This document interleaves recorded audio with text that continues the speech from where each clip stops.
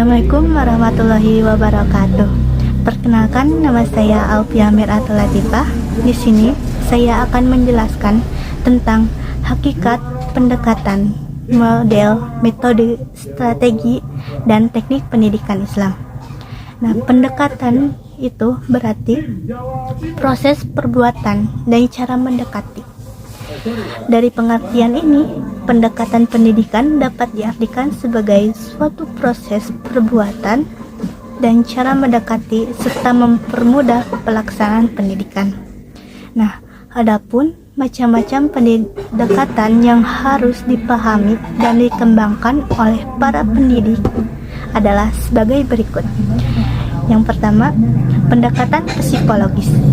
Tekanannya diutamakan pada dorongan yang bersifat persuasif dan motivatif, yaitu suatu dorongan yang mampu menggerakkan daya kognitif atau menciptakan hal-hal yang baru, konotatif, daya untuk berkemauan keras, dan afektif, kemampuan yang menggerakkan daya emosional.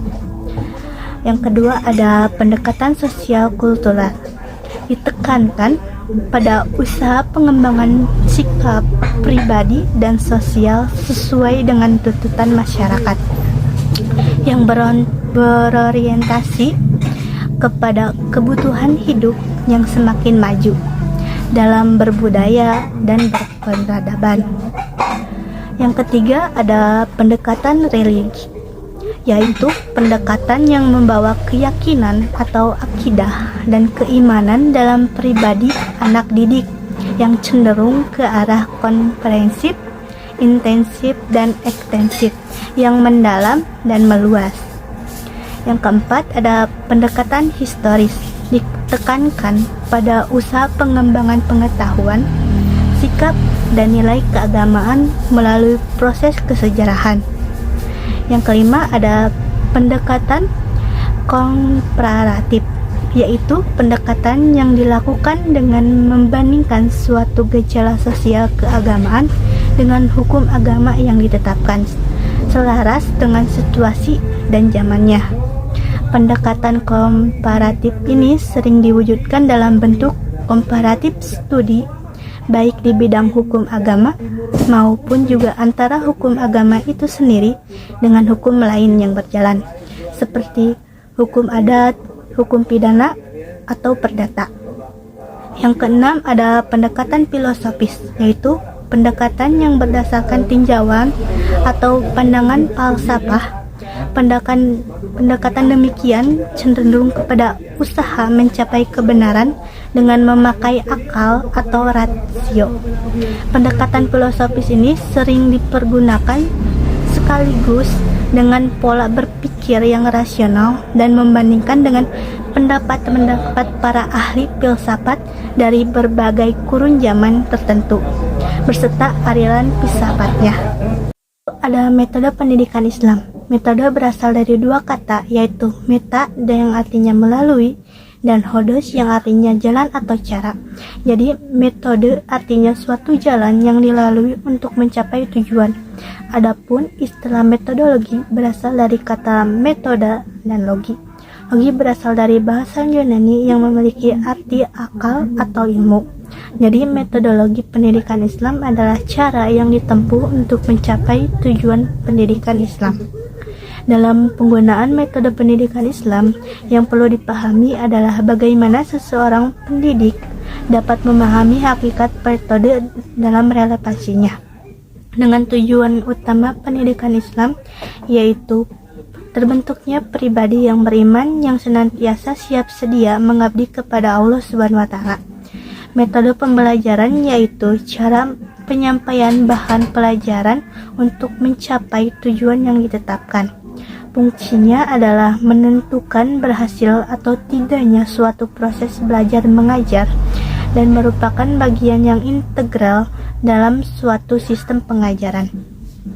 Adapun macam-macam metode pendidikan dan pengajaran dalam pendidikan Islam adalah sebagai berikut. 1. Metode dialog Qur'ani dan Nabawi, yaitu pendidikan dengan cara berdiskusi sebagaimana yang digunakan oleh Al-Quran dan hadis. Metode ini disebut pula metode hiwar, yang meliputi kitabi dan ta'abudi, bertanya dan lalu menjawab, dialog deskriptif dan dialog naratif, menggambarkan lalu mencermati, dialog argumentasi berdiskusi lalu mengemukakan alasan, dan dialog nabawi menanamkan rasa percaya diri lalu beriman. 2. Metode kisah Qur'ani dan nabawi. Metode ini disebut juga metode cerita, yakni cara mendidik dengan mengenalkan bahasa, baik lisan maupun tertulis, dengan menyampaikan pesan dari pokok sejarah Islam, yakni Al-Quran dan hadis. 3. Metode perumpamaan. Metode ini disebut pula metode asma, yakni cara mendidik dengan memberikan perumpamaan sehingga mudah dipahami suatu konsep. Perumpamaan yang diungkapkan Al-Quran memiliki tujuan psikologi edukatif yang ditunjukkan oleh kedalaman makna dan ketinggian maksudnya. 4. Metode keteladanan. Metode ini disebut juga metode meniru, yakni suatu metode pendidikan dan pengajaran dengan cara memberikan contoh teladan yang baik kepada peserta didik agar ditiru dan dilaksanakan, yang bertujuan untuk menciptakan akhlak al-mahmudah kepada peserta didik. Yang kelima ada metode ibrah dan mau'izah. Metode ini disebut juga metode nasihat, yakni suatu metode pendidikan dengan cara pendidik memberi motivasi. Menurut Al-Quran, metode nasihat hanya diberikan kepada mereka yang melanggar peraturan, dalam arti suatu kebenaran telah sampai kepadanya. Mereka seolah-olah tidak mau kebenaran tersebut, terlebih melaksanakannya. Pertanyaan ini menunjukkan adanya dasar psikologis yang kuat karena orang pada umumnya kurang senang dinasihati. 6. Ada metode taghib dan tarhib. Metode ini disebut pula metode ancaman atau intimidasi, yakni suatu metode pendidikan dengan cara pendidik memberikan hukuman atas kesalahan yang dilakukan peserta didik. 7. Metode ceramah, yaitu cara penyampaian bahan secara lisan oleh guru di muka kelas. Peran seseorang peserta didik di sini sebagai penerima pesan, mendengar, memperhatikan, dan mencatat keterangan-keterangan yang diberikan oleh pendidik. 8. Metode diskusi adalah suatu proses yang melibatkan dua individu atau lebih berinteraksi secara verbal dan saling berhadapan, saling tukar informasi, saling mempertahankan pendapat, dan memecahkan sebuah masalah tertentu. Yang 9 adalah metode tanya jawab, yaitu penyampaian pembelajaran dengan cara guru mengajukan pertanyaan dan murid menjawab, atau penyajian pembelajaran dalam bentuk pertanyaan yang harus dijawab. 10 adalah metode pembiasaan, yaitu sebuah cara yang dapat dilakukan untuk membiasakan peserta didik berpikir, bersikap, dan bertindak sesuai dengan tuntutan agama Islam. 11. Metode keteladanan, yaitu hal-hal yang dapat ditiru atau dicontoh oleh seseorang diri orang lain, namun keteladanan di sini yaitu keteladanan yang baik sesuai dengan pengertian uswah dalam Al-Quran. 12. Metode situasional merupakan metode pemberian suasana yang dikondisikan sesuai dengan tempat dan waktunya. 13. Metode kelompok. Metode mendidik secara kelompok disebut metode mutual education. Misalnya, dicontohkan oleh Nabi SAW sendiri dalam mengajarkan sholat dengan mendemonstrasikan cara-cara sholat yang baik, termasuk dalam masalah ketepatan waktu sesuai yang ditetapkan Al-Quran. 14. Metode hukum dan ganjaran. Metode hukuman ini digunakan dalam pendidikan Islam adalah sebagai sarana untuk memperbaiki tingkah laku manusia yang melakukan pelanggaran dan dalam taraf sulit untuk dinasihati. Sementara Ganjaran itu diberikan sebagai hadiah atau penghargaan kepada orang yang melakukan kebaikan atau ketaatan atau berprestasi yang baik. Selanjutnya ada strategi pendidikan Islam. Strategi mempunyai arti segala cara dan daya untuk menghadapi sasaran tertentu dalam kondisi tertentu agar memperoleh hasil yang diharapkan secara maksimal. Kata strategi berasal dari bahasa Latin strategia, yang artinya sebagai seni penggunaan rencana untuk mencapai tujuan. Strategi pendidikan Islam pada lingkup Direktorat Jenderal Pendidikan Islam dilaksanakan melalui 5 kegiatan prioritas, yaitu yang pertama ada peningkatan mutu dan relevansi pendidikan agama Islam dengan memperkuat pemahaman dan pengalaman untuk membina akhlak mulia. 2. Meningkatkan mutu sumber daya dengan peningkatan kompetensi. 3. Meningkatkan mutu dan pemahaman siswa dengan perluasan materi, pengembangan PAI, berwawasan teknologi dan global. 4. Meningkatkan pembelajaran sarana, prasarana, ataupun penunjangan. 5. Peningkatan akses dan pemerataan pendidikan, khususnya pendidikan Islam, sehingga jangkauan mudah dan efektif. Menurut Voluntary dalam Sanjaya 2006, ada beberapa strategi pembelajaran yang dapat digunakan. 1. Strategi penyampaian atau exposition.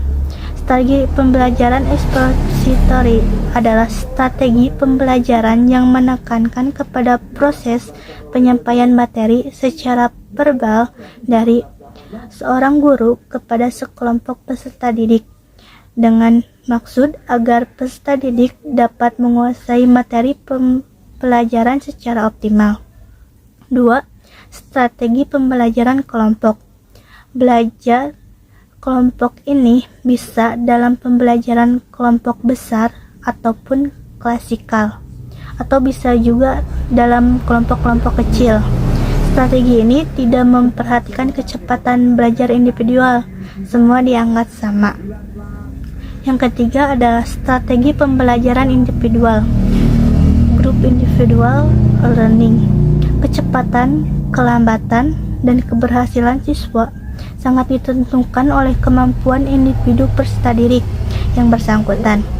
Bahan pelajaran serta bagaimana mempelajarinya didesain untuk belajar sendiri, ditinjau berdasarkan peranan pendidikan dan peserta didik dalam pengelolaan pembelajaran pada bentuknya. Ada 2 jenis, yaitu pembelajaran yang berpusat pada pendidik atau teacher center. Ini merupakan strategi yang paling tua, disebut juga strategi pembelajaran tradisional. Nah, teknik penyajian yang paralel dengan strategi pembelajaran ini adalah teknik ceramah, teknik sumbang saran, teknik demonstrasi. Yang kedua ada pembelajaran yang berpusat pada peserta didik atau student center. Strategi pembelajaran yang berpusat kepada peserta didik atau disebut student center strategis bertitik tolak pada sudut pandang yang memberi arti bahwa mengajar merupakan usaha menciptakan sistem lingkungan yang mengoptimalkan kegiatan belajar. Terakhir ada teknik pendidikan Islam. Teknik adalah cara yang dilakukan seseorang dalam rangka mengimplementasikan suatu metode. Adapun teknik-teknik pendidikan Islam adalah yang satu ada teknik perikanan atau al-ikbariyah dan teknik pertemuan atau al-mukdorah. Teknik yang dilakukan dengan cara memasang iklan, pemberitaan, pengumuman, brosur-brosur, berita-berita baik melalui televisi, radio maupun surat kabar. Untuk merelasikan metode ini dapat digunakan model-model sebagai berikut. Pertama, teknik ceramah atau learning. Yang kedua ada teknik tulisan atau al-kitabah. Teknik yang dilakukan dengan cara menyebarkan informasi kepada peserta didik melalui resume, tulisan, diktat, buku modul, buku literatur, serta brosur-brosur. Yang kedua, ada teknik dialog hiwar atau hiwar. Teknik yang dilakukan dengan penyajian suatu topik masalah yang dilakukan melalui dialog antara pendidik dan peserta didik. Untuk merealisasikan teknik dialog dapat digunakan teknik-teknik sebagai berikut. Yang pertama, teknik tanya jawab. Teknik yang digunakan dengan mengajukan berbagai pertanyaan yang dapat membimbing orang yang ditanya untuk mengemukakan kebenaran dan hakikat sesungguhnya. Pelaku dari teknik tanya jawab bisa dari pendidik atau peserta didik. Yang kedua, ada teknik diskusi atau al-nikoshi. Teknik ini dilakukan dengan cara penyajian bahan pelajaran pendidik memberikan kesempatan pada peserta didiknya untuk mengadakan pembicaraan ilmiah baik secara individu maupun berkelompok dan mengumpulkan pendapat, membuat kesimpulan atau menyusun alternatif pemecahan suatu masalah sosial. Yang ketiga ada teknik berbantah-bantahan atau al-mujadalah. Teknik ini hampir sama dengan teknik diskusi. Hanya teknik ini diikuti oleh peserta didik yang heterogen yang mungkin berbeda ideologi, agama, prinsip, filsafat hidup, atau perbedaan lainnya. Yang keempat ada teknik brainstorming atau sumbang saran. Teknik ini dilakukan dengan cara pendidik melontarkan sejumlah pertanyaan dan masalah, kemudian peserta didik dituntut untuk menjawab, menyatakan pendapat atau komentar, sehingga memungkinkan masalah tersebut menjadi berkembang dan menimbulkan masalah baru untuk didiskusikan. 3. Teknik bercerita atau al-kisah. Teknik ini dilakukan dengan cara bercerita, mengungkapkan peristiwa bersejarah yang mengandung ibrah atau nilai moral, sosial, dan rohani bagi seluruh umat manusia di segala tempat dan zaman, baik kisah bersifat kebaikan maupun kisah kejoliman. 4. Teknik metafora atau al-amsal. Muhammad Rashid Ridha dalam Al-Manar bahwa teknik metafora adalah perumpamaan baik berupa ungkapan, gerak maupun melalui gambar-gambar. Teknik metafora dapat direlasikan melalui bentuk-bentuk sebagai berikut. Pertama, simbolisme verbal. Teknik yang dilakukan dengan cara menggunakan bahasa-bahasa simbol yang menarik minat pendengar. Bentuk teknik simbolis verbal dapat berupa puisi, prosa, pantun, syair, fabel, cerpen, karikatur, atau dan sebagainya. B. Teknik kariwisata. Teknik yang dilakukan dengan cara suatu bahan pelajaran dengan membawa peserta didik pada objek yang akan dipelajari secara langsung di luar kelas. Yang kelima ada teknik imitasi atau al-qudhah. Teknik yang dilakukan dengan cara menampilkan seperangkat teladan bagi diri pendidik untuk peserta didik melalui komunikasi transaksi di dalam kelas maupun di luar kelas.